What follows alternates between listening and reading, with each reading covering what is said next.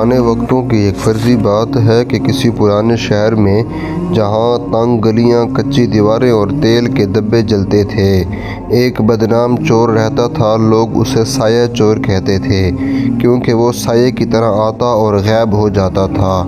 وہ مالداروں کے گھروں میں چوری کرتا، مگر عجیب بات یہ تھی کہ وہ کبھی غریب کے گھر نہیں جاتا تھا۔ چور کہتا، میں چور ہوں مگر ظالم نہیں۔ اسی شہر میں ایک چالاک آدمی آیا۔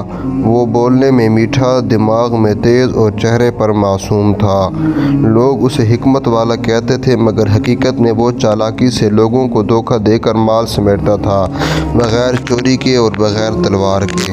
وہ کہتا، عقل سے لیا ہوا مال طاقت سے چھینے گئے ہوئے مال سے بہتر ہے۔ ایک رات چور ایک گھر میں داخل ہوا۔ اندھیرے میں کسی اور کی سانسوں کی آواز آئی۔ وہ چونک گیا، وہاں چالاک آدمی موجود تھا۔ چور بولا، تم کون ہو؟ چالاک مسکرایا، میں وہ ہوں جو بغیر ہاتھ گندے کیے مال لے لیتا ہوں۔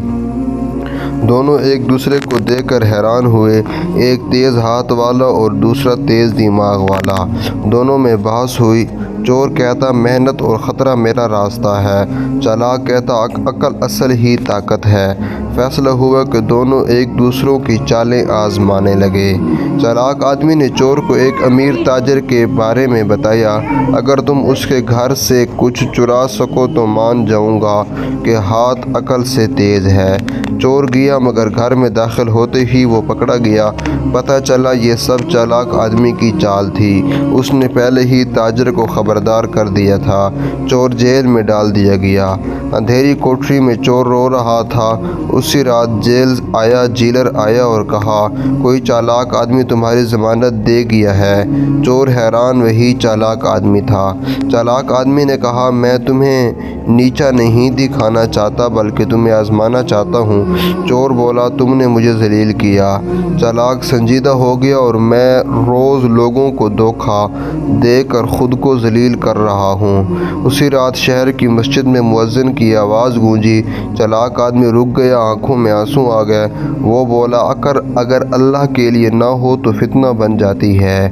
چور نے کہا، میں نے کبھی کسی کا حق مارا مگر چوری تو چوری ہے۔ دونوں نے فیصلہ کیا، ہم دونوں اپنے راستے بدلیں گے۔ چور نے محنت مزدوری شروع کر دی۔ چالاک آدمی نے علم اور مشورے کو حلال طریقے سے استعمال کرنا شروع کیا۔ لوگ حیران تھے، وہی چور اب دیانتدار تھا، وہی چالاک اب امین تھا۔ کچھ سال بعد وہی امیر تاجر مصیبت میں پھنس گیا۔ چور اور چالاک آدمی نے اس کی مدد کی، بغیر بدلے کے۔ تاجر رو پڑا، آج مجھے سمجھ آیا، اصل دولت کردار ہے۔ شہر کے بچے اس قصے کو دہراتے، چور ہاتھ سے گرتا ہے، چالاک نیت سے، مگر توبہ دونوں کو اٹھا لیتی ہے۔ عقل اگر نیکی کے لیے نہ ہو تو خطرہ ہے، چالاکی اور چوری دونوں کا انجام برا ہے۔ توبہ انسان کو بدل دیتی ہے، اصل کامیابی اللہ کی رضا ہے۔ ویڈیو دیکھنے کا بہت شکریہ۔ کمنٹ میں اپنی رائے کا اظہار کیجیے۔